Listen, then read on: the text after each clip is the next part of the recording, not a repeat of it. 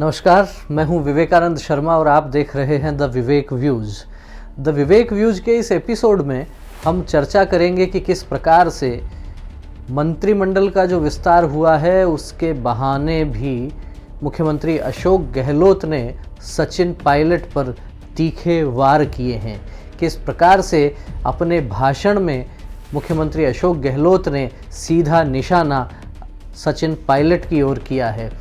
यूँ तो मंत्रिमंडल विस्तार के अलग अलग विश्लेषण आप सब लोगों ने भी देखे होंगे, पढ़े होंगे, सुने होंगे, और उनमें जो बातें कही जा रही हैं उन बातों में निश्चित रूप से यह बात आ रही है कि सचिन पायलट को कहीं ना कहीं फ़ायदा ज़रूर हुआ है राजस्थान की राजनीति में। अपने गुट के अपने समर्थकों को वे मंत्री बनवाने में कामयाब हुए हैं। लेकिन जब मंत्रिमंडल का हम कहें विस्तार हुआ, जब मंत्रियों की शपथ हुई राजभवन में, उसके ठीक पहले पीसीसी में जब भाषणों का दौर चल रहा था, उस समय मुख्यमंत्री अशोक गहलोत का भाषण यदि आपने ठीक से सुना होगा तो 2-3 जगह मुख्यमंत्री अशोक गहलोत ने इस प्रकार की बातें की हैं जिनके राजनीतिक निहितार्थ थोड़े गहरे हैं।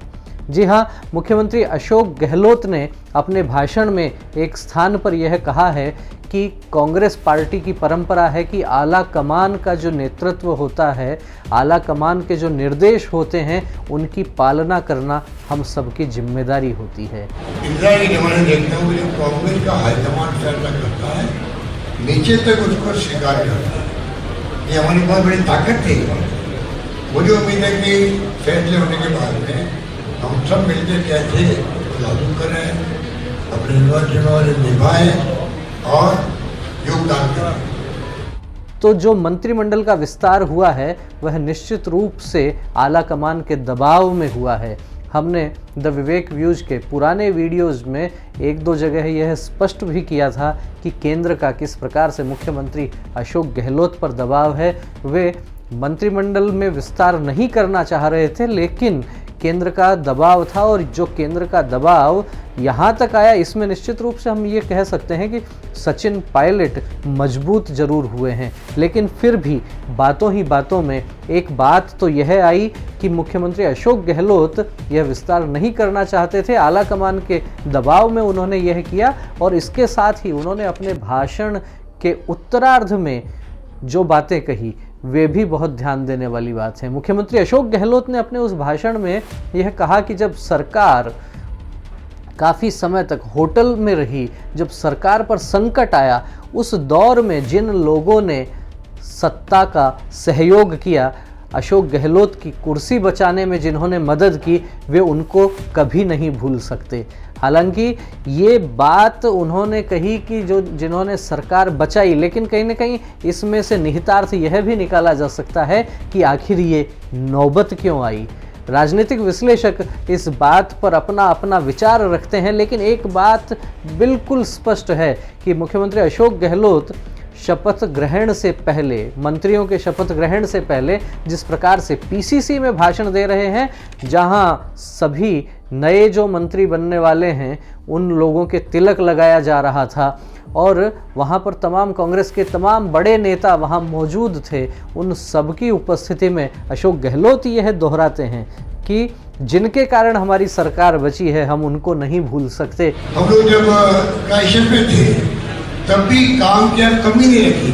34 दिन हमारे साथ रहे वो लोग, चाहे वो इंडिपेंडेंट थे, चाहे बीएसपी के आए हुए लोग थे या हमारे कांग्रेस लोग थे, उनको कैसे जिंदगी में भूल सकते हैं हम, जिस बात का एहसास होने आता। तो आखिर सरकार पर जिन लोगों के कारण संकट आया, क्या मुख्यमंत्री अशोक गहलोत उन्हें भूल गए हैं? जो लोग अशोक गहलोत की राजनीति को ठीक से समझते हैं वे निश्चित रूप से यह जानते हैं कि अशोक गहलोत से यदि कोई राजनीतिक दुश्मनी लेता है तो वे उसे छोड़ते नहीं हैं।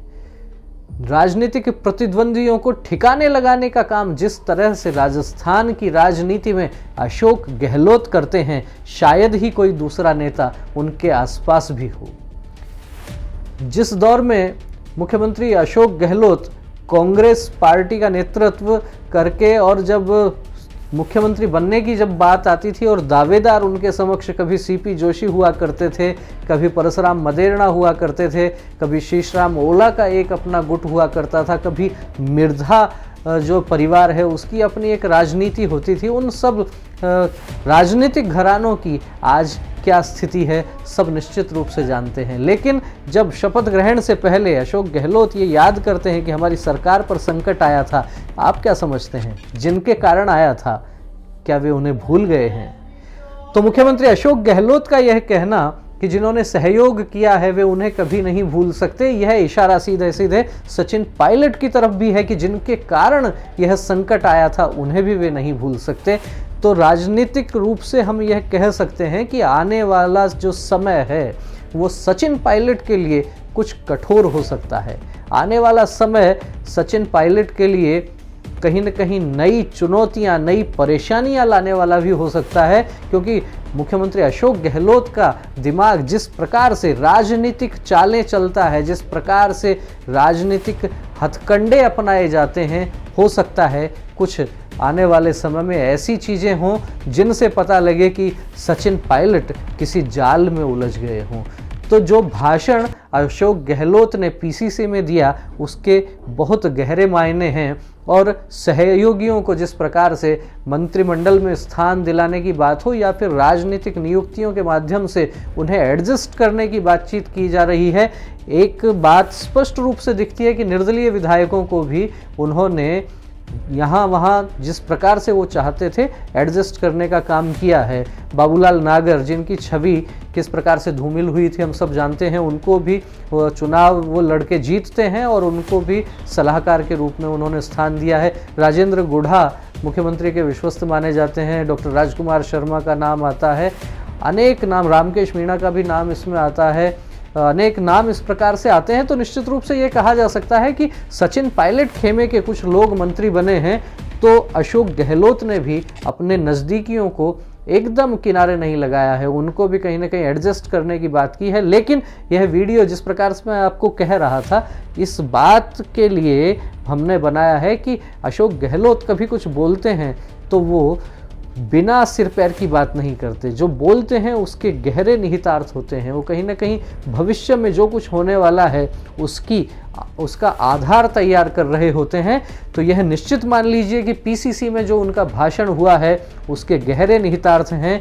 कहीं ना कहीं अशोक गहलोत ने अपने भाषण के माध्यम से सचिन पायलट पर निशाना साधने का काम किया है। अब सचिन पायलट को चूँकि दिल्ली में जो आला कमान है उनका आशीर्वाद मिल चुका है और इस मंत्रिमंडल विस्तार से सचिन पायलट मजबूत अवश्य हुए हैं, लेकिन चुनौतियां बहुत बड़ी हैं। आने वाला समय बताएगा इन चुनौतियों से वो किस प्रकार निपटते हैं। आपका इस विषय में क्या कहना है कमेंट करके हमें अवश्य अवगत करवाइए, और यदि वीडियो अच्छा लगा हो तो इसे लाइक कीजिए, चैनल को सब्सक्राइब कीजिए, अपनी प्रतिक्रियाओं से अवगत करवाइए। फिर मिलेंगे किसी एक नए विषय के साथ, नए वीडियो के साथ। तब तक आप देखते रहिए द विवेक व्यूज़। नमस्कार।